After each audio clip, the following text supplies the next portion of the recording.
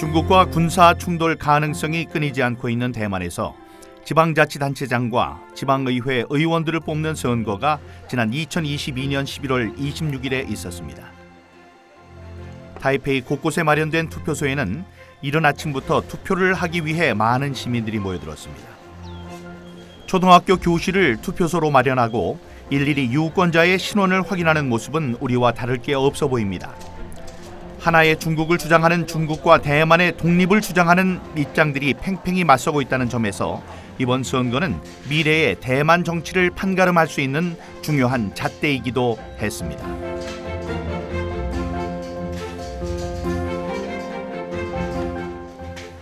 오후 6시 투표 종료 시간이 되자 선거 관리원들의 움직임이 분주해지기 시작했습니다. 그런데 가만히 보니 낯선 풍경이 눈에 들어왔습니다. 투표소에 설치된 집기들이 하나둘 밖으로 나오고 조금 전까지 시민들이 투표를 했던 장소가 순식간에 개표소로 변하기 시작했습니다.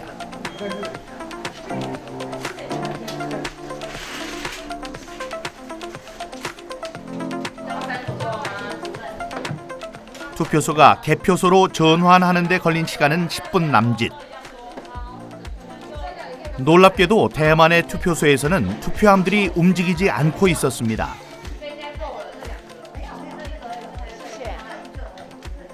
곧바로 개표가 시작되자 정당 소속의 개표 관리인들과 시민 감시단들도 카메라로 현장을 촬영하기 시작했습니다. 개표원들은 투표함에서 꺼낸 투표지를 두 손에 높이 들고 기표된 후보자의 이름을 큰 소리로 외쳤습니다. 모든 사람들 앞에서 한 표 한 표 오류가 발생하지 않도록 애쓰는 모습이었습니다. 투표 제도 중에서 가장 큰 특징 하나는 먼저 투표함이 움직이지 않는다는 것입니다. 투표소가 바로 개표소로 전환이 된다는 점인데요. 투표소에서 손으로 직접 개표를 한 뒤에 거기서 나온 수치를 칠판에 적습니다. 우리 반장 선거하듯이 발을 정자로 적고요. 거기서 집계된 표 수는 이제 직접 숫자로 입력이 되어서요. 그 중앙선거정보센터로 전송이 됩니다. 거기에서 다시 집계가 된 뒤 중앙에서 이제 각 언론사로 배포가 되는 형식입니다. 대만의 투표 제도에서 또 하나 흥미로운 점은 표의 집계 역시 일일이 사람의 손에 의해서 이루어지고 있다는 점입니다. 득표된 표는 곧바로 후보자의 이름이 적혀있는 칠판에 발을 정자로 하나씩 표기가 되었습니다. 세계 반도체 수출 1위를 달리고 있는 디지털 강국 대만. 도대체 대만은 왜 이런 아날로그적인 방식으로 선거를 치르고 있는 것일까요? 在这50年当中，每一次选举，国民党都作弊。那所以我们会觉得说，光在台湾投票都会作弊。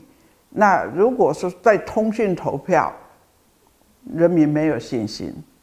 一个是海外，一个是像军中啊、警察、军警，还有这个监狱里面。 假如也可以投票的话，那很可能都作票，所以我们就是一定要亲自投票，投完票立即开，那民众都可以在那里监督。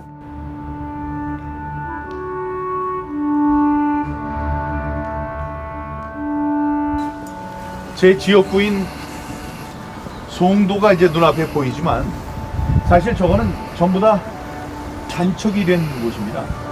이 전체가 전부 다 바다였죠. 여기를 통해서 인천 상륙작전이 벌어지게 됩니다.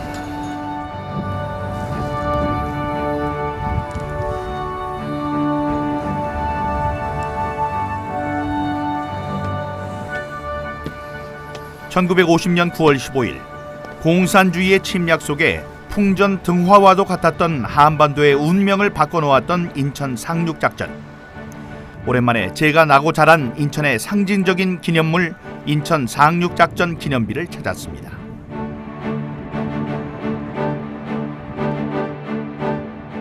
자유와 민주주의를 지키기 위해 자신을 희생했던 선열들 앞에 서니 제 마음도 숙연해졌습니다.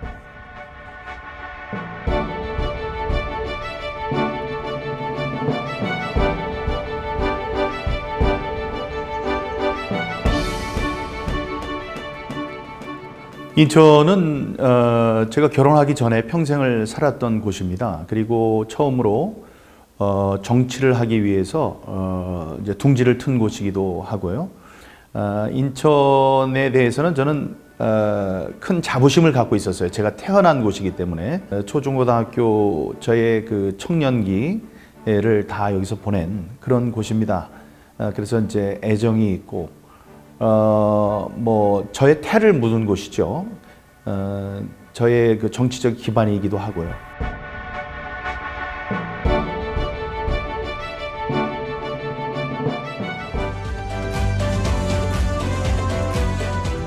(4.15) 총선은 국회의원 민경욱이 지역구 인천에서 4년 동안 임기를 마치고 재선에 도전하는 순간이었습니다.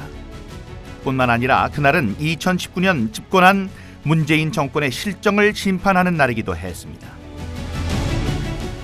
그런데 결과는 예상과 전혀 다르게 나타났습니다. 당선인 알아보겠습니다. 서울 동작갑에서 민주당 김병기 후보가 55점, 인천 연수 을에서는 민주당 정일영 후보가 당선됐습니다.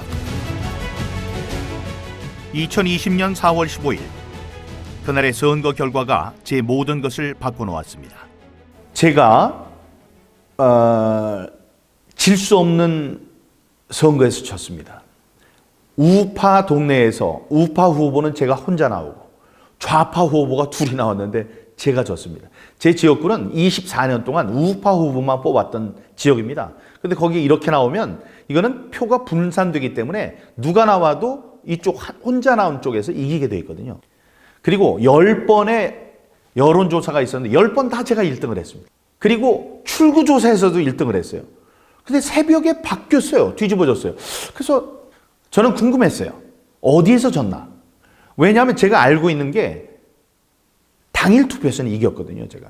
4.15 총선에서 지면 안 되는 사람, 이를테면 민경욱 같은 경우에는, 민경욱 의원 같은 경우에는 절대 지면 안 되는 사람이었거든요. 질 수가 없는 사람이었는데 지더라고요.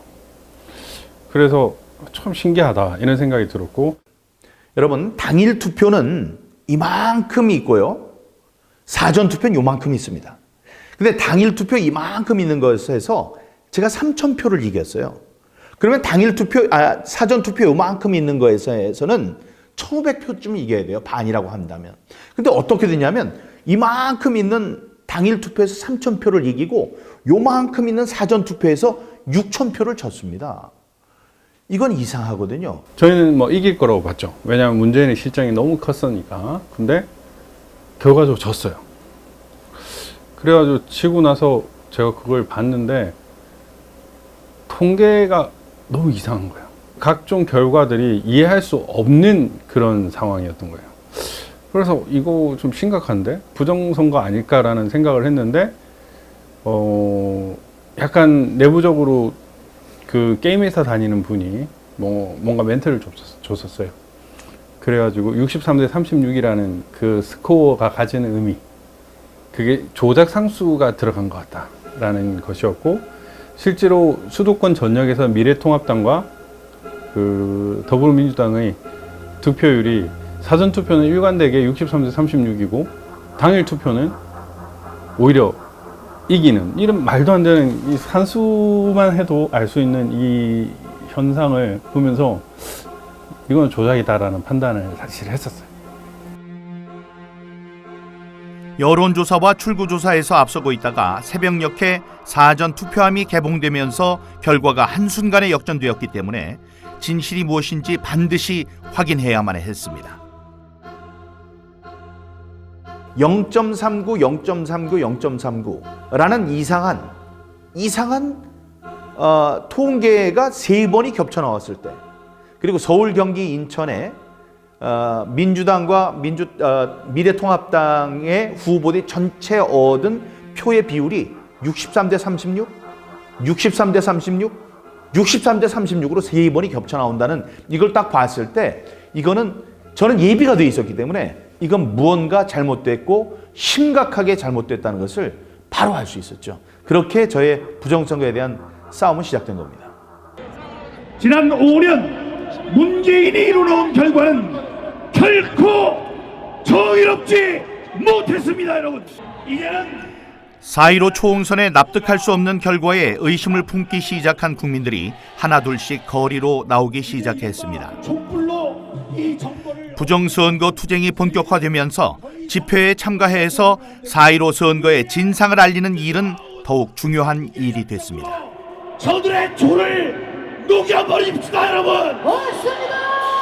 이 통계를 한국에서 제일 잘하시는 서울대학교 박성현 교수님, 한림원 원장까지 지내신 통계학과 교수님이신데 이분이 그러셨습니다. 이건 두 가지 케이스다. 하나님이 하셨던가 아니면 100% 조작이다. 이 서울에 600개 넘는 동네, 각 동이 있습니다. 동에서 민주당 후보가 항상 사전 투표에서 당일 투표보다 높았습니다. 이게 이기고 지고가 있어야 돼요. 근데 모든 동에서 민주당 후보가 이 사전 투표에서 당일 투표보다 항상 유리했어요. 이걸 갖고 박영하 교수님, 명지대학교의 물리통계학과 교수님께서 뭐라고 그러셨냐? 1000개의 동전을 하늘에 던졌을 때 똑같은 면으로 떨어질 확률과 똑같다고 그랬습니다. 그런 거는 150억 년 이 온 세계가 창조됐을 때부터 지금까지 1초에 한 번씩 던져도 안 나오는 그런 확률입니다. 그렇기 때문에 이게 어떤 하나만 이상하다고 해도 우리가 좀 갸우뚱할 텐데 이상한 게 너무나 많은 거예요. 그래서 이제 그게 다음에 재검표로 이어지고 재검표할 때 증거로서 나오게 되는 겁니다. 우리나라 공직선거법 225조는 선거에서 문제가 있을 경우 180일, 즉 6개월 이내에 판결을 내리도록 돼 있습니다. 하지만 인천 연수구 을 선거구의 경우에는 재검표에만 1년 2개월이란 시간이 걸렸습니다. 법과 규칙이 지켜지지 않고 있었던 것입니다. 재검표 절차를 진행할 때 전자개표기로 한 번씩 표를 다 집어넣거든요. 근데 이 선관위 놈들이 그 직원들을 하면서 이 투표지들이 붙어 있는 것들이 많아요. 가짜 표들을 만들어 놓으니까 이 투표지들이 붙어 있는 것들이 많은데 얘들이 이거를 집어넣으면서 다 하나씩 떼버리는 거예요. 붙어 있는 투표지들을 이렇게 붙어 있으면 이렇게 떼가지고 이렇게 집어넣는 거예요. 지금 오늘은 원래 이게 연락동사 신청을 하고 한 게 아니라서 아니 그러니까 우리가 그때 의뢰한 거하고 조금 달라고 해서 재검표장에서는 정상적인 투표지라고 볼 수 없는 이상한 투표지들이 곳곳에서 나타났습니다. 제가 처음에 그 투표지가 들은 박스를 딱 열으니까 깜짝 놀랐거든요. 왜냐하면 전부 다 투표지가 세 종이 그냥 인쇄에다가 갖다가 뭐다 다 쌓아 놓은 거예요. 그 투표 박스에다가 그냥 우리가 말하자면 A4 용지 세 박스 뭐 큰 박스에다 집어넣으면 그런 상태. 그 전부 다 그렇게 돼 있고 그게 한두 장이 아니고 그냥 전체 박스가 다 그런 걸로 채워져 있고 그리고 한 박스씩 열어가지고 대법관들이 이제 거기서 그 숫자 세기 위해서 이렇게 하는데 저는 계속 그 뭐 숫자라든 이런 건 하나도 머리에 안 들어오고 그냥 전부 다 이거 전부 새 건데 이거 이상하다. 실제 투표한 게 아닌 것 같아요. 접은 게 없잖아, 접은 게. 롤도 아니고 인쇄한 것 같아. 예. 투표 용지가 아니에요, 용지가. 용지는 하얀색 롤 저기 1번만 그렇다는 거예요? 재검표 현장에 등장한 투표지들은 접힌 자국이 전혀 보이지 않는 마치 신권 다발처럼 빳빳하게 묶여있는 투표지들이었습니다. 모두 사람의 손을 전혀 타지 않은 것처럼 보였습니다. 롤 용지가 아니에요. 인쇄한 용지야. 이거 문제 제기해야 되는데요. 왜냐면 접힌 자국이 없어. 내가 여기 사진이 있거든. 뭐 통상적으로 종이란 건 이렇게 한번 접히면 형상 복원이 안 되잖아요. 이게 신기한 건 선관위는 이제 그런 부분에 대해서 형상 복원 기능을 가진 특수 재질을 사용한 투표지라고 그거를 선관위 그 유튜브에 팩트 체크라 명목으로 바로 올렸어요. 그 말이 안 되는 거잖아요. 이제 그 자리에서 아주 굉장히 거기서 소동이 일어났어요. 그래가지고 사진을 찍으려고 했더니 그걸 담당한 법관이 사진을 못 찍게 해요. 그리고 자기가 챙겨가지고 당장 가져가서 대법관한테 갖다 보고를 하고 이렇게 하면서 우리가 그래도 증거로 이제 남기기 위해 사진을 찍으려고 거기서 요청을 하니까 이미 봉인을 했기 때문에 사진을 찍을 수 없다고 이렇게 얘기를 하더라고요. 근데 나중에 그런 것들이 다 봉인이 없었어요. 죄송합니다. 네, 보세요. 이거 좀 찍어 공유 안 되시나요?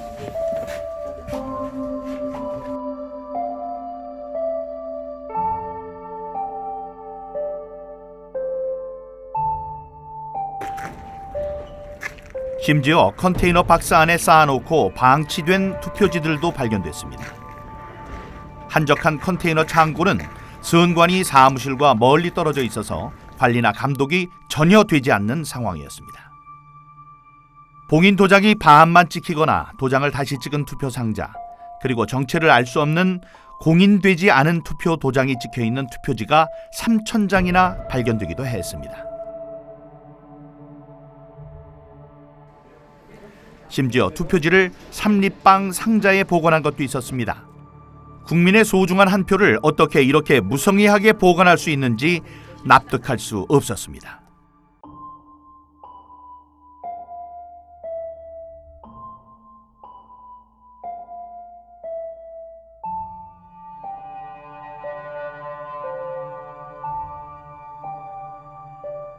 신중동 같은 경우에는 사전투표, 관내 사전투표 18,210명, 관내 사전투표 6,134명이었는데 그 인원이 투표를 하려면은 3점 몇 초당 해야 돼요. 3점 몇 초당. 그러니까 그 18,210명이 투표하면 4.7초당 한 명씩 해야 되는데, 한 표씩 해야 되는데 6,134명까지 다 합치면은 3점 몇 초당 해야 되는 거예요. 근데 상식적으로 비닐, 그 다음에 체열 측정, 그 다음에 알코올 이렇게 손 바르는 것까지 하면 시간이 많이 걸리고, 그 다음에 한 줄 서기였잖아요. 코로나 때문에. 그게 가능한가? 3점 몇 초당. 불가능하거든요. 4.15 총선이 끝나고 나서 한 3개월 지나가는 시점이었습니다. 중앙선관위에서 아주 대형 이렇게 5톤인가요? 5톤 그 쓰레기 폐지 이렇게 차가 나가고 있다라는 제보를 받고요. 그리고 그 차를 따라갔습니다. 그 차를 따라갔더니만 한 30분 따라갔더니만 시에 있는 한 야적장으로 가서 거기에 폐지와 파지들을 마구 쏟아놨습니다. 그리고 그 폐지들이 이렇게 쌓여 있는 그 폐지들 속에서 중앙선관위가 이렇게 사용했던 많은 서류들이 파쇄지라고 하죠. 파쇄. 다 파쇄가 됐던 거죠. 그러니까 4.15 총선이 끝났는데 그 서류는 사실은 보관이 돼야 됩니다. 다. 서류가 다 보관이 돼야 되는데 그 서류의 상당 부분이 파쇄가 되어서 가루가 되어서 비닐에 담겨 있었고요. 그리고 일부 파쇄하지 않은 이렇게 서류들이 이 박스 안에 이렇게 나뒹굴고 있었고요. 봉투 안에 들어 있었습니다. 그 봉투 중에 하나가 부여청양 투표지였습니다. 비록 찢어져 있었지만 부여청양 사전투표지였습니다. 그 부여청양 사전투표지 저희가 언론에 저희 유튜브로에서 공개하자마자 중앙선관위가 매우 당황해서 심지어 부여청양에서 투표한 그분을 그 투표지를 찾아버렸습니다. 찾아서 누굴 찍었는지까지 알 수 있는 거죠. 결국은 QR코드만으로 누가 찍었고 누가 몇 번을 찍었는지 알 수 있는, 그러니까 비밀 선고를 완벽하게 침해했다는 사실을 스스로 자백을 해버렸습니다. 중앙선관위가 4.15 총선 이후에 증거들을 은폐하고 있고 폐기 처분하고 있다. 스스로 부정선거라는 것을 인정하고 있다라는 사실을 증명하고 있습니다. 그러니까 증거 보존을 조직적으로 은폐하려는 것들이 보였죠. 너무 엉망이더라고요. 아, 오프라인 조작도 있었구나 라는 걸 느꼈습니다. 오프라인 조작도 있음을 느꼈고, 오프라인 조작이라는 건 뭘? 표 바꿔치기, 표 넣기. 근데 이게 되게 어려운 게 아니더라고요. 왜냐면 이제 분당을이나 선관위에서 투표지를 보관하는 이 과정이 너무 허술한 거예요. 심지어 그게 번호키로 돼 있는 거예요. 그 되게 허름하고 CCTV도 제대로 안 돼 있고 이러면은 누가 가서 열고 바꿔버려도 뭐 알 수가 없는 거예요. 분당을 같은 경우에는 가구 단지, 가구를 위한 뭐 그 일단 스테디움 같은 게 있었어요. 거기가 약간 허름해가지고 거기 투표지들이 보관되어 있었는데 그런 데서 그냥 바꿔치기 하면 모르겠더라고요.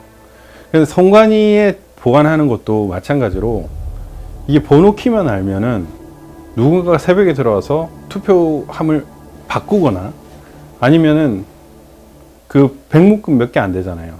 그거를 집어넣어 버리면 되는 거예요. 그 과정에서 이 봉인지 관리가 하나도 안 됐다는 사실을 알게 됐어요.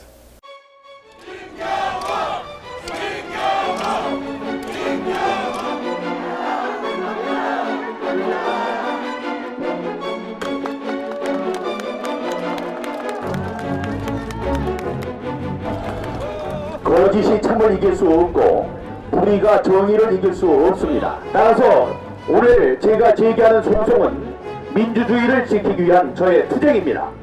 대법원 이번 사건을 다룸에 있어서 그 어떤 정치적 압력에도 흔들리지 말고 다만 법과 양심 그리고 민주주의를 지키기 위한 사명감만으로 재판에 임해주기 바랍니다. 중앙선거관리위원회에 요구합니다.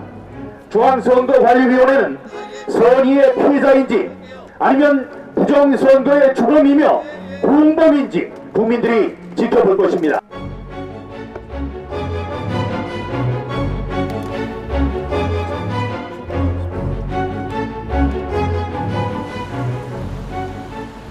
부정선거를 입증하는 증거들이 하나둘 나타나면서 자발적으로 투쟁에 함께 참여하는 시민들도 늘어났습니다.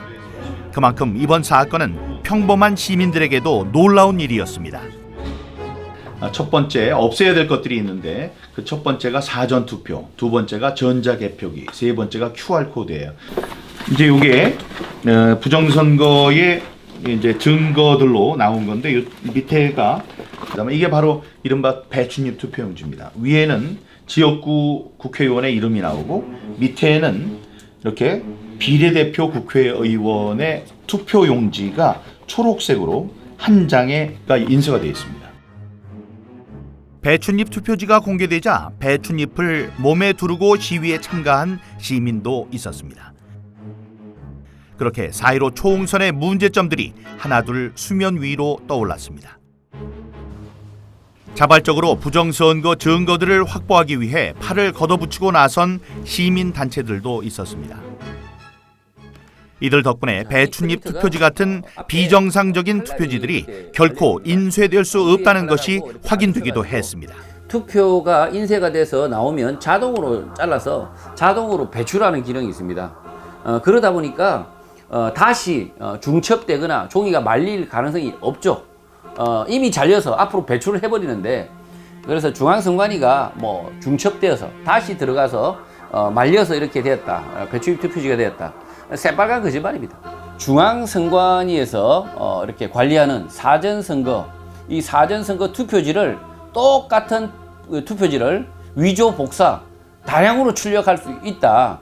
개인이 만약에 이것을 가지고 사전선거 위조 가짜 투표지를 마구 출력해서 만들었다면 그건 지난 선거에 반드시 사용되었을 것이다. 저는 그렇게 생각합니다.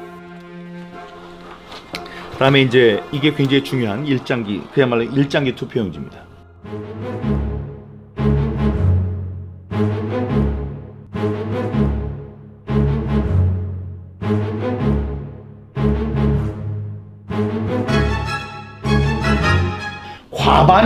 과반수인 1000장이 이렇게 나왔습니다. 그러면 이 중에 누구는 반드시 봤어야 돼요, 이걸. 보고 항의도 했어야 되고. 여기에 투표를 한 사람 나오시면 10억 원을 드리겠다고 조선일보, 문화일보, 매일경제에 전부 큰 전면 광고를 냈습니다. 근데 지금까지 나왔나요? 안 나왔어요. 그건 뭐냐? 여기에 투표한 사람이 없다는 얘기죠.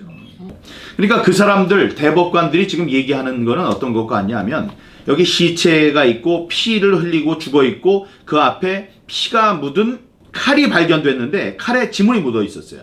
그걸 보고 정상적이라면 그 칼에 있는 지문을 본 다음에 지문이 묻은 사람이 범인이다라고 추론하는 것이 맞는데 지금 이 사람들은 뭐라고 하냐면 이 사람이 지문이 나온 사람에 대해서 이 사람이 진짜로 이 사람을 죽였다면 이 중요한 칼을 지문이 묻은 채로 여기다 놔두지 않았을 것이다 라고 얘기하는 것과 똑같은 겁니다. 이거는 완전히 코미디예요. 코미디. 개콘이 그래서 없어진 게 아닌가 이렇게 생각합니다.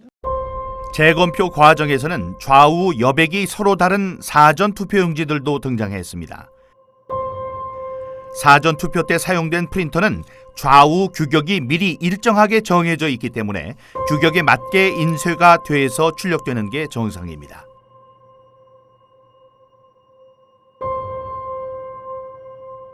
선관위에서 만든 교육용 영상을 보더라도 좌우 규격이 서로 다른 투표지가 인쇄되는 것은 불가능한 것임을 확인할 수 있습니다. 여기 글루건 보이시죠? 네, 글루건으로 고정을 합니다. 폭을. 투표 용지가 다 100mm, 정확하게 100mm이기 때문에 그래서 이 폭을 아주 움직일 수 없도록 아예 고정을 이렇게. 이런 투표지들은 또 투표로 개표록에도 없어요. 없어가지고 뭐 가짜 투표지들이 나와가지고 이 사람들이 막 알게 됐죠. 그래서 새로운 국면이 이제 그때 또 다시 진행됐습니다. 실제로 재검표장에서 가짜 투표지 물증들이 나와버려 보니까 여기에 대해서 이제 문제 제기를 또 다시 하기 시작했고, 증거의 구조적 편제라는 표현을 쓰는데요, 법에서. 증거가 구조적으로 이 대형 기관에 다 편제되어 있다. 그 사람들한테 몰려 있다는 거죠. 원고는 증거다운 증거를 확보하기 굉장히 어렵게 원래 되어 있다는 거죠.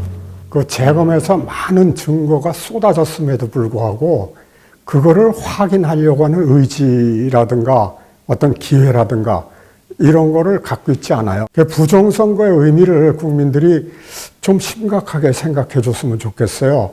부정선거는 엄연히 우리나라 헌법 제1조 국민의 참정권을 짓밟은 그런 상태거든요.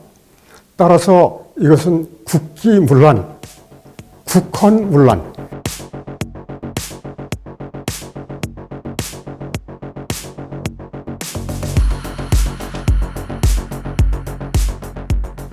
그 시기부터 부정선거에 대한 확신을 갖고 행동으로 옮기기 시작했습니다. 투표지를 위조하거나 부정한 방법으로 투표 결과를 조작하는 행위는 법으로 엄격하게 처벌하도록 되어 있습니다. 부정선거의 진상을 규명하는 것이 법을 지키고 수호하는 투쟁이라는 사실을 어떻게든 많은 사람들에게 알려야 했습니다. 이를 위해서 유튜브 등을 통해서 진실을 알리는 작업이 함께 진행됐습니다. 시민들의 자발적인 참여도 줄을 잇기 시작했습니다. 비록 처음에는 소수의 참여에 불과했지만 외롭게 싸움을 하고 있던 저에게는 큰 힘과 용기를 주는 분들이었습니다.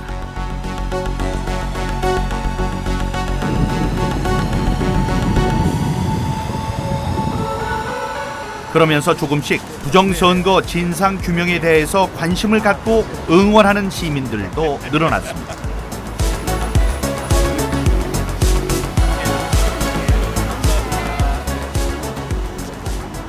그래도 맨 처음에 2020년도에 부정선거 발생하고 그때 이후로 점차 의식이 많이 변한 거는 확실히 느껴져요.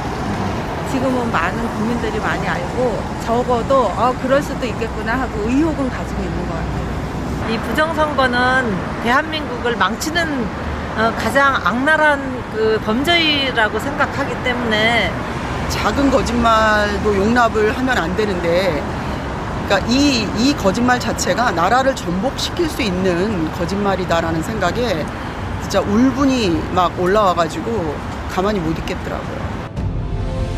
그렇게 시민들의 절망은 시간이 지나면서 점점 분노로 변해갔습니다.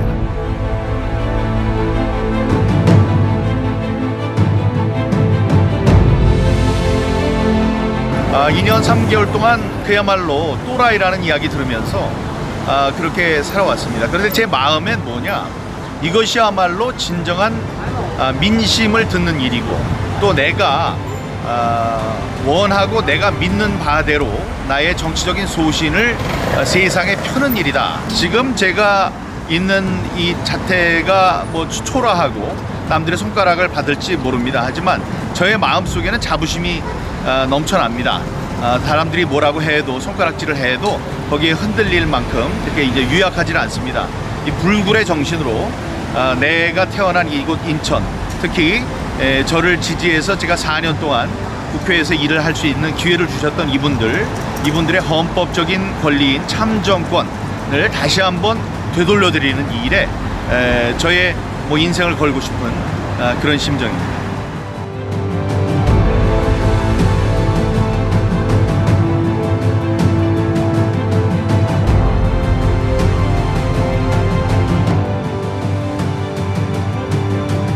개성과 자유를 존중하는 민주주의의 상징 미국. 그러나 미국에서도 선거 부정으로 인해 지금 민주주의가 위협받고 있습니다.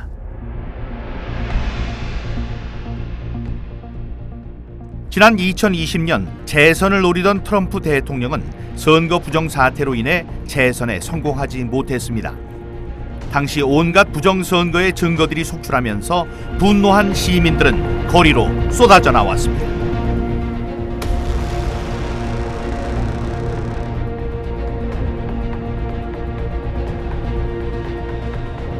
2020년 미국 대선에서 논란이 된 부분 역시 사전 선거와 우편 투표였습니다.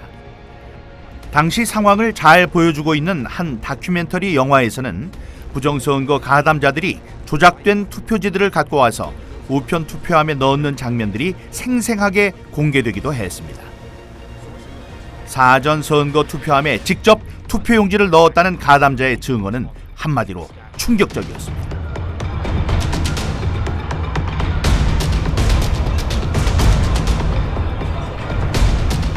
그 결과 경합주라고 불렸던 미시건, 위스콘신, 조지아 등에서 실제로 바이든 후보는 트럼프 후보를 앞서 나가면서 대선에서 승기를 얻었습니다.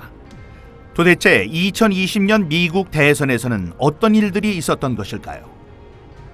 I think that we have a time in our society when all of our major institutions have been completely corrupted, and we have a media that doesn't report factual information is totally corrupted. We have an intelligence community that's totally corrupted, and we have an educational system that is teaching people to hate each other rather than uphold and hold dear the very principles from which our country was founded. And I think that we're in a very, very difficult time right now. 이런 상황 속에서 미국의 민주주의를 회복하기 위한 시도들도 일어나고 있습니다. 2023년 1월 워싱턴 DC에서 개최된 March for Life라는 행사에서는 인간의 기본적인 권리인 자유와 민주주의 그리고 생명을 살리는 이 일에 함께 시민들이 힘을 모을 것을 결의했습니다.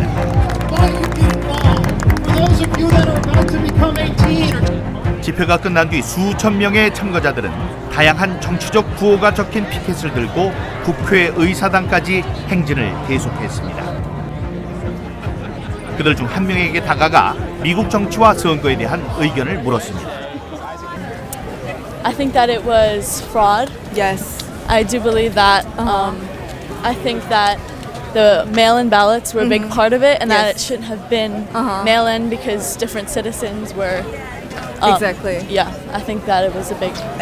And the voting machines as well. The voting machines. I think that it all should have been digital. I think the mail-in ballots were a big part of the fraud. Yeah, I think so. I think people are losing track of real history, and you know, what this country was founded upon was freedom and freedom for all. 몇 년 전 미국 미시간 대학교에서는 미국의 가치가 무엇인지에 대해서 조사를 한 적이 있습니다. 상당수 미국인들은 개인주의와 독립 정신을 꼽았습니다. 미국은 그 바탕 위에서 자유 시장 경제와 민주주의의 꽃을 피웠습니다.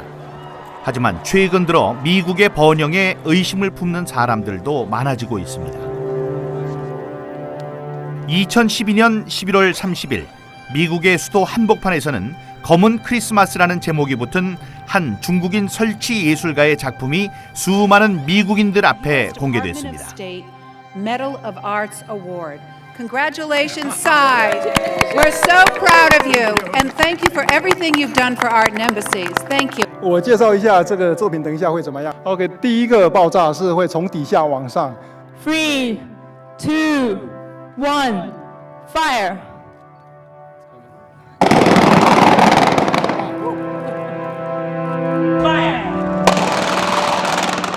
놀랍게도 검은 크리스마스라는 작품은 크리스마스 트리를 화약으로 폭파시키는 것이었습니다.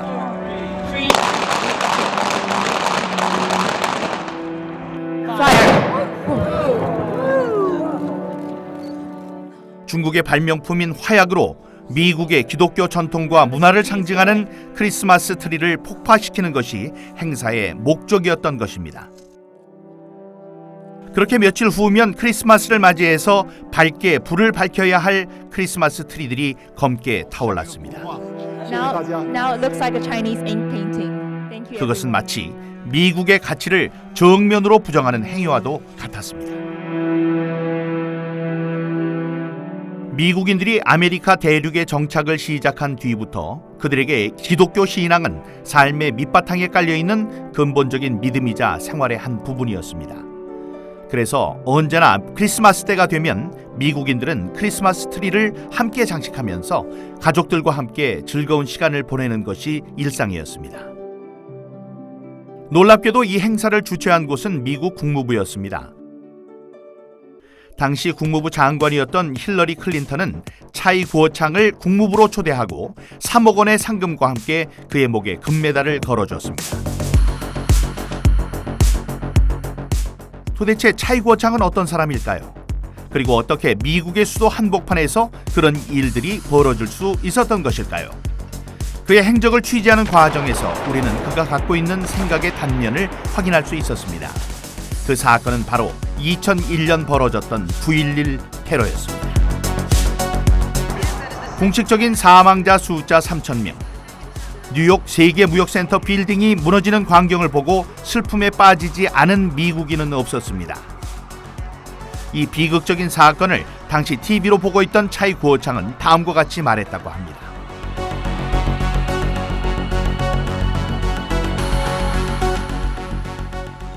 What their purpose is and how they undermine a society. The United States of America has been a beacon of hope and liberty through these many years, and certainly been that for South Korea. And I'm really disgusted at what is happening in our country and what our foreign policy is about now.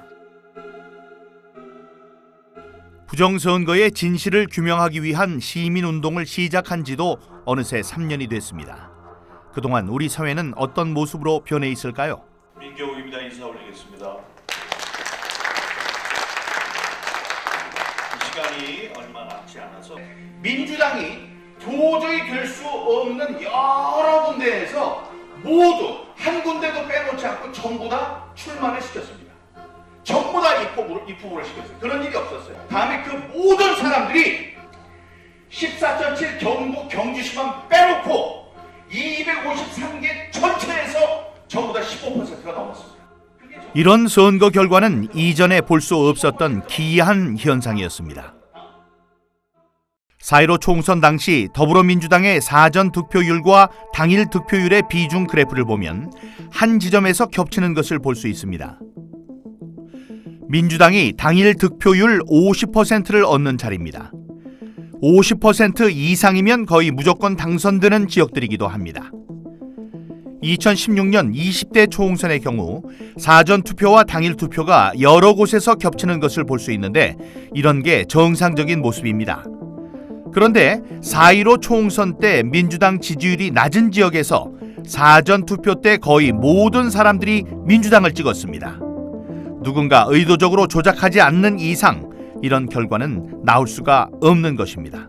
그냥 그 선거 치른 그 당일날 그 결과를 보면서 너무 솔직히 예상했던 선거 결과랑 너무 다른 결과가 펼쳐졌잖아요. 그래서 180석이라는 거는 이제 새벽에 발표가 되긴 했지만은 흔히 이제 저희가 알고 있는 유명하신 그 국회의원, 국힘당 사람들이 대부분 다 선거에서 패배를 하면서 솔직히 이제 충격을 먹었어요. 그날 밤 새벽에 충격을 먹고 도무지 이제 납득할 만한 결과가 아니라서 이거는 뭔가가 있다라고 생각을 해서 차분히 이제 들떠보기 시작을 한 거죠. 그래서 이제 그 선거 결과 데이터를 처음에는 1개, 2개 지역구들을 보다 보니까 좀 희한한 이제 패턴이 눈에 보일 것 같는데 그때 이제 마침 인터넷에서 이제 전체 지역구의 데이터를 보게 되면서 아 이거는 뭔가가 문제가 있다라는 거를 이제 그냥 직감적으로 느꼈고 좀 특이한 이제 규칙성이라든지 그런 것들이 눈에 보이기 시작을 했던 거죠. 2019년 한 음악 방송에서 발생한 투표 순위 조작 사건 역시 시청자들이 투표 결과에서 이상한 수치들이 반복적으로 등장하는 것을 보고 의심을 하면서 시작됐습니다.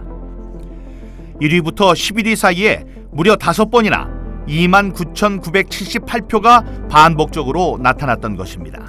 조작된 결과다, 어떤 인위적인 결과다라고 얘기를 한다면은 자연적인 숫자에서 발견할 수 없는 어떠한 규칙성들이 분명히 있을 거라고 저는 생각을 했거든요. 검찰 조사 결과 인위적인 설정값이 총 5가지 이상이 나왔어요. 만약에 이 4.15 선거도 누군가에 의해서 인위적으로 했다라면은 그 프로듀스 101처럼 그 소수점까지 떨어지는 어떠한 그 항등식이 있지 않을까. 로이 김 씨의 예상은 적중했습니다. 253개 전체 선거구를 득표율에 따라 16개의 지역구로 배열한 뒤에 그 속에 숨어있는 문자의 배열을 찾아낼 수 있었던 것입니다. 그가 찾아낸 문자는 Follow the Party, 바로 해커의 지문이었습니다. 그런데 Follow the Party 이런 게 제목으로 있는 이메일들이 있더라고요. 그래서 뭔가 다른 것들을 먼저 이제 체크를 하고 그건 이제 제껴놓고 있었습니다. 뭔지 몰라서. 근데 한참 있으면서 이게 뭔데 이렇게 자꾸 이런 걸 보내나 하고 봤다가 제가 소스라치게 놀랐습니다. Follow the Party, 그것은 영원 근당주, 영원히 당과 함께 가자는 뜻의 중국 공산당 구호였습니다.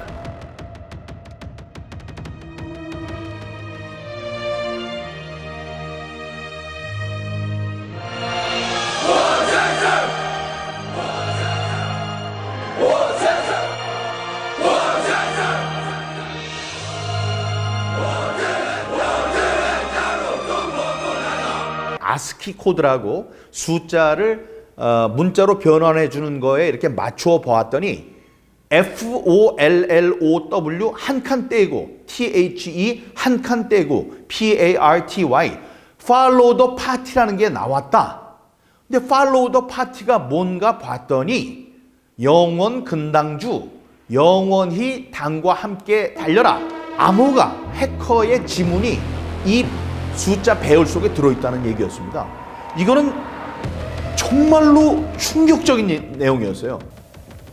중공이라는 거대한 독재 국가가 임기도 길잖아요. 그 임기를 길고 통일 전술이나 이런 것들을 이용해서 각 나라를 어떻게 먹을지를 생각을 하고 있는 것 같다는 생각이 들고, 이 선거라는 거를 이용해서 얘들이 이제 침략을 하는구나. 과거에는 이제 총칼을 통해 가지고 사람들을 죽여 가지고 이제 얻었다면 지금 부정선거라는 수단을 통해 가지고 그 나라를 먹는 일을 하는구나라는 걸 인지를 하게 됐고, 이건 사실 진짜 국가안보와 직결되는 문제라고 생각이 돼요.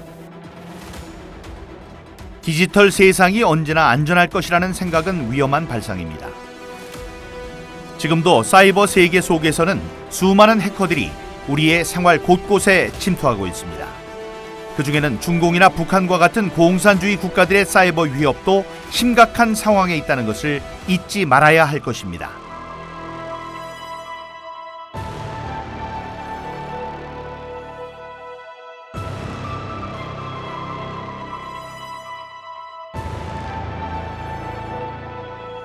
나라에 주권이 왔다 갔다 하는 대법관을 50억에 매수할 수 있으면은, 그러면은 중국 같은 나라가 한국 얼마나 우습게 보겠냐.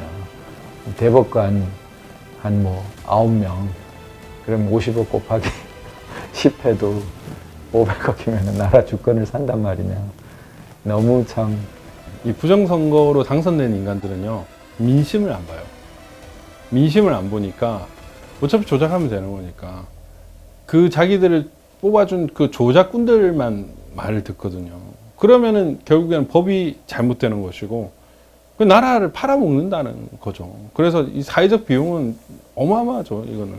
이렇게 우리가 알지 못하는 통로를 통해서 이상한 숫자들이 막 나오고 표가 바뀌고 그것을 사람들이 알지 못하게 하고 검증이 안 되게 하고 이러는 피해보다 더 클까요?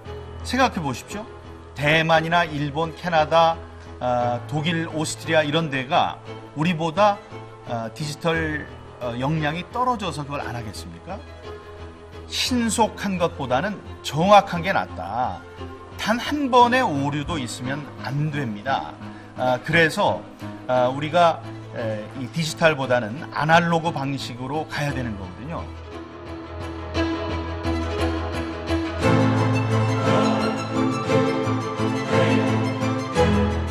법과 철학으로 유명한 유럽의 선진국 독일. 지난 2021년 독일에서는 우리의 국회의원 선거에 해당되는 연방의회 선거가 실시됐습니다.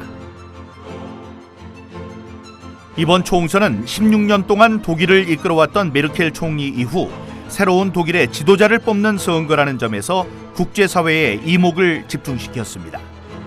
그런데 법률과 규칙의 엄격함으로 유명한 독일에서 초유의 사태가 벌어졌습니다. 선거 당일 제대로 투표를 하지 못한 유권자들이 속출한 것입니다. Many things went wrong. They didn't have enough of these election forms. They got delivered too late. Some of these places had to stay open 2 hours more, I think, until 8 o'clock in the evening. And some people didn't have a chance to vote because the line was too long. They've been waiting for hours, and then the local closed, and they couldn't vote. So, if not everybody has the chance to vote, then it's not a fair election. I think it was a little bit chaotic. There was a marathon going on in Berlin, which made it,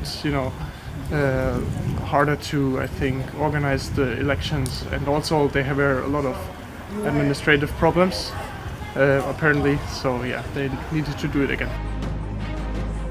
게다가 선거 당일인 9월 26일에는 베를린 국제 마라톤 대회가 열려 도심 곳곳에서 선거 진행에 혼선이 생기기도 했습니다. 심지어 투표지 운송이 제때 이루어지지 않아서 투표를 하지 못한 채 돌아간 사람들도 많았습니다. 말 그대로 독일 선거 역사상 초유의 사태가 벌어진 것입니다. 독일 정부와 정치권은 상황을 심각하게 받아들였습니다. 선거에 결함이 발생한 것에 대해서 독일 연방헌법재판소에서는 신속하게 베를린시에 한해서 재선거를 실시하라는 판결을 내렸습니다. Die Häufigkeit und Schwere der Wahlfehler führt nach Auffassung des Verfassungsgerichtshofs zu der einzigen Möglichkeit, dass nämlich die Wahlen in ganz Berlin wiederholt werden müssen. 독일 연방헌법재판소의 베를린 재선거 결정은 3인당 출신의 기파이 베를린 시장에게는 정치적으로 큰 타격이었습니다. 여기에 2023년 새해 벌어진 불꽃놀이 폭동 사태로 불안정한 치안이 문제가 되면서 상황은 더욱 복잡하게 흘러갔습니다. 그동안 베를린은 경기 불황, 실업자 문제, 그리고 난민 수용에 대한 시민들의 불만이 높아가던 상황이었습니다. 재선거 당일인 2월 12일 아침부터 베를린 시민들은 차분한 분위기 속에 투표장으로 향했습니다. 독일인들에게 이번 베를린 선거는 민주주의와 선거의 중요성을 다시금 일깨우는 소중한 시간이 되고 있었습니다. 재선거 결과는 보수 우파 정당 기민당의 압승으로 나타났습니다. 22년 만에 처음으로 좌파 정당에서 우파 정당으로 정권이 교체되는 결과를 가져왔습니다. 재선거를 치르지 않았다면 이와 같은 정치적 변화는 기대하기 어려웠을 것입니다. People lose trust in some of the leaders. Then it's only fair that there's political change. 한편 독일에서는 2000년대 초부터 선거에 사용되었던 전자투표기에 대해서도 뜨거운 논쟁이 벌어졌습니다. 편리함과 신속함을 위해 사용된 전자투표기가 개표 오류나 선거 결과의 조작 여부를 판단할 수 없다는 것이 중요한 쟁점이었습니다. 그리고 그 결과 2009년 독일 연방헌법재판소는 선거에 사용되는 모든 전자투표기의 사용에 대해서도 위헌 판결을 내렸습니다. 모든 선거는 공개적으로 심사돼야 하고 선거 결과에 대한 검증이 명확하게 이루어져야 한다는 것이 판결의 이유였습니다.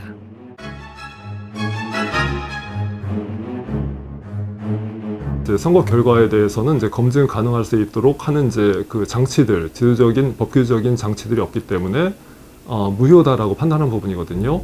오프라인상의 이제 선거상의 문제점만을 생각해 왔었는데 이제는 이제 그 온라인상에는 더 쉽다라는 점을 인식해야 되겠고 중앙선거 관련의 이제 규칙을 보면 굉장히 이제 원칙적인 부분만 되어 있고 2009년 독일 헌재의 판단과 같이 선거 절차를 제어한다거나 선거 결과를 검증할 수 있는 장치들이 전혀 없습니다. 선진국일수록 아날로그 방식을 취하고 있습니다. 왜냐하면 디지털 전산이 얼마나 위험한지를 잘 알고 있기 때문입니다. 진실, 그 다음에 보안, 아니면 정직성 이런 것들이 더 중요한데 이 선거가 그런데 아주 편리한 것, 쉬운 것, 빠른 것을 추구하다 보니까 이 전산 시스템, 그 다음에 전산 장비 이런 것을 도입해서 결국은 선거가 부패하고 타락하게 만든 원흉이 되고 있죠. Well, let me tell you what we're going to do today. We have constructed a mini election. 2012년 미국에서는 전자투표기의 위험성에 대해서 시민들이 직접 참여하는 모의 투표가 실시됐습니다. 실험에는 전자투표기의 메모리 카드를 조작하기 위해서 해커도 참여했습니다. 투표에 참여하기 전 주최 측은 참가자들에게 한 가지 문제를 냈습니다. 메모리 카드를 사용해서 전자투표기가 해킹될 수 있는지를 묻는 질문이었습니다. 대부분의 참가자들은 해킹이 불가능하다는 데 표를 던졌습니다. It's impossible. So I vote no. I'm going to mark this ballot no.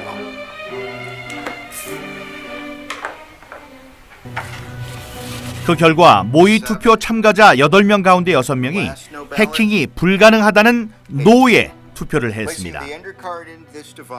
잠시 후 투표지들이 전자투표기를 통과하면서 투표 결과가 공개됐습니다.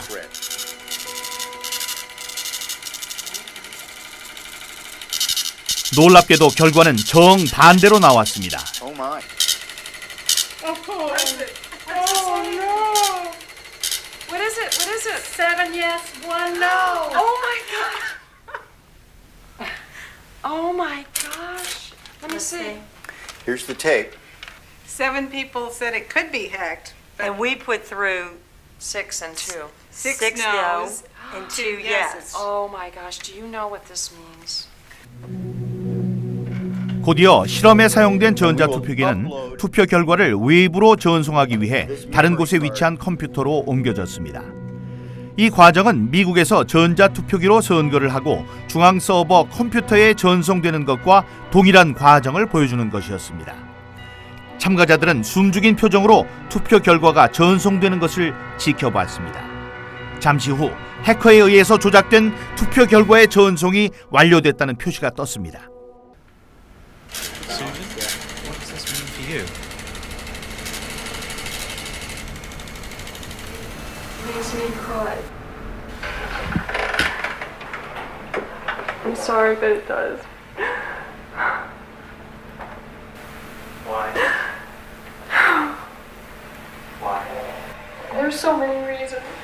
The reasons because there are people out there who are giving their lives to try to make our elections secure, and they're being called conspiracy theorists and technophobes, and these vendors are lying and saying that everything's all right, and it's not all right. 만약 실험이 실제 선거였다면 완벽하게 부정선거가 완성되는 순간이었습니다. 미국 정치권에서도 전자투표기의 조작 가능성에 대한 논쟁은 계속 제기돼 왔습니다. 하지만 대부분의 선거 관계자들은 전자투표기가 인터넷과 연결될 수 없다는 이유로 해킹 가능성을 부인했습니다. 하지만 해커들은 손쉽게 해킹을 통해 전자투표기를 인터넷에 연결시킬 수 있었습니다. I had full access. I could have changed. 만약 전자투표기가 이렇게 손쉽게 해커의 손에 의해서 조작될 수 있는 것이라면 이것은 곧 민주주의의 위기라고 해도 과언이 아닐 것입니다. 지금도 수많은 나라의 선거에서 전자장비들이 사용되고 있기 때문입니다. 정말 한 사람이 한 사람 역할을 해야 공평한 게임이 되는 거잖아요. 근데 만약에 이제 누군가의 손을 탄다면 누군가의 개입으로 이 한 사람의 주권이 없어지게 된다면은 이거는 정말 우리가 각성을 하고 싸워서 우리 주권을 찾아야 되는 상황이거든요. 전혀 나의 의지와 상관없는 결과들이 반복이 되고 그런 이제 말도 안 되는 일이 벌어지면은 우리는 정말 상상하기 힘든 어려운 삶을 살게 될 겁니다. 하지만 우리 정부나 정치권에서는 아직도 전자장비들의 선거 사용에 대해서 해킹이 불가능하다는 입장입니다. 얼마나 더 큰 불행한 사태가 벌어져야 문제의 심각성을 깨닫게 될까요?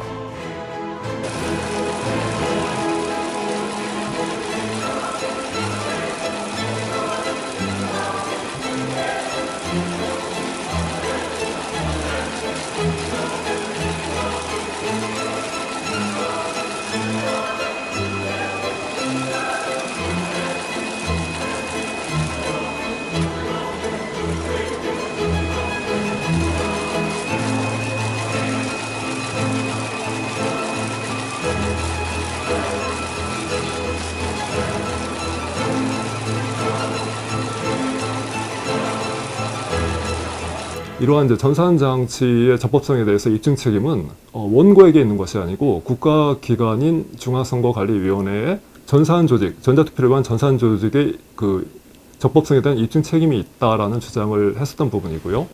많은 사건들의 증거들이 있음에도 불구하고 이미 증거가 증거로 취급되는 사회가 아닌 게 돼 있어요. 어느 한쪽에서는 진실이 아닌 그런 사회가 돼 있습니다. 괴벨스, 스탈린, 레닌 이런 사람들이 주창한 게 있죠. 거짓말도 자꾸만 하면 진실이 된다. 이거요. 이게 너무 뿌리 깊어요.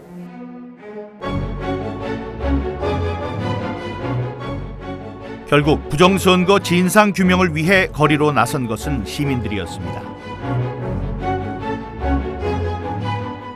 그들은 4.15 부정선거의 실체를 밝히고 범죄자들을 처벌하라고 목소리를 높였습니다. 하지만 시민들의 외침은 대답 없는 메아리가 돼서 돌아왔습니다.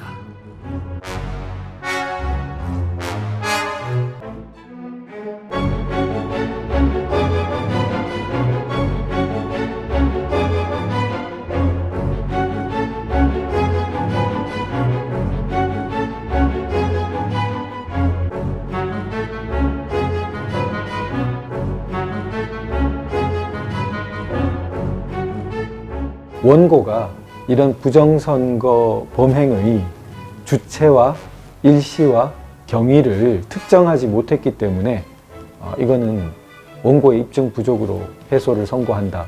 수사권도 없는 원고에게 어디서 주체랑 일시 방법을 다 특정해가지고 오라는 건지, 애초에 그렇게 틀을 딱 세워 놓으면 패소시키겠다는 결론을 세워두고 있는 거랑 마찬가지죠. 그 대법원에서 이제 선거부의 소송의 이제 선거 결과를 떠나서 이미 이제 그 과정에서 많은 것이 확인이 됐다. 그래서 진실이라는 역사의 무대에서 우리는 대법원 선거 결과는 다른 이미 승자다라는 생각을 하고 있습니다. 마지막으로 제가 상정한 것이 제도권 투쟁이거든요. 제도권 투쟁은 제도권 안에 있는 사람에 대한 설득을 통해서 이 문제 해결을 바라는 것과, 또 제가 직접 제도권에 들어가서 저나 아니면 부정선거를 주장하고 있는 몇몇 분들이 정치권에, 제도권에 들어가서 직접 해결을 한다면, 법을 고치고 다음에 책임 있는 사람들에게 질문을 하고 추궁을 하고 이러면서 이제 진실을 찾아가는 그런 활동을 한다면 그것이 100배, 1000배 더 힘 있는 활동이 될 것이다. 2020년 4월 15일 대한민국에서 벌어졌던 부정선거는 정치인 민경욱의 삶에 족쇄를 채웠습니다. 하지만 시련과 고통 속에서도 부정선거의 진상을 규명하는 이 일을 포기할 수 없는 이유가 있습니다. 저쪽에서 지금 보이는 저쪽이 전부 다 바다였어요. 바다였는데 거기에서 이제 포를 쏘면서 상륙작전이 이제 시작된 거죠. 지금 선거 제도의 위기가 온 것도 자유민주주의의 위기거든요. 제2의 6.25라고 얘기하는 이유가 바로 거기에 있죠. 자유민주주의를 지키기 위해서 많은 사람들이 피를 흘리고 희생을 했듯이 이번 싸움도 치열한 싸움이고 우리의 이제 희생정신이 있어야 된다고 생각합니다. 1950년 한국전쟁 당시 인천 상륙작전의 성공 확률은 5,000분의 1에 불과했습니다. 하지만 이 작전은 대한민국의 자유와 민주주의를 지키기 위한 희망의 등대였습니다. 부정선거를 폭로하고 민주주의를 지키려는 노력은 그보다 더 어려울 수 있지만 여기서 멈출 수는 없습니다. 그것은 우리의 명예, 양심, 그리고 자라나는 우리 후손들의 미래이기 때문입니다.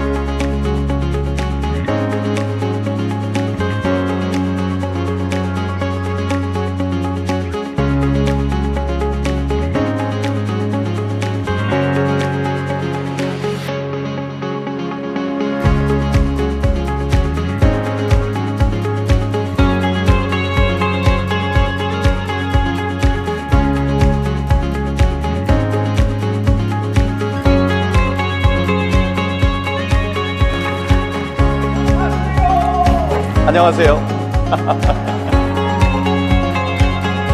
Ladies and gentlemen, during the Korean War, General Douglas MacArthur saved South Korea with Operation Chromite or the Incheon landing. Operation Chromite's odds of success were 5,000 to 1 against.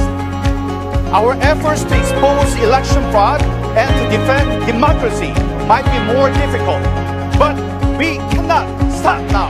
The memorial for Operation Chromite is in the district I represent, Yeonsugu-ul, Incheon. I don't think this is a coincidence. The seeds of freedom planted by General MacArthur 70 years ago in Incheon grew in my father's heart and mind, and that made me fight for freedom. The son of a humble American soldier's houseboy now shouts, "Let's go together in this fight to preserve freedom and democracy." Thank you very much. Thank you.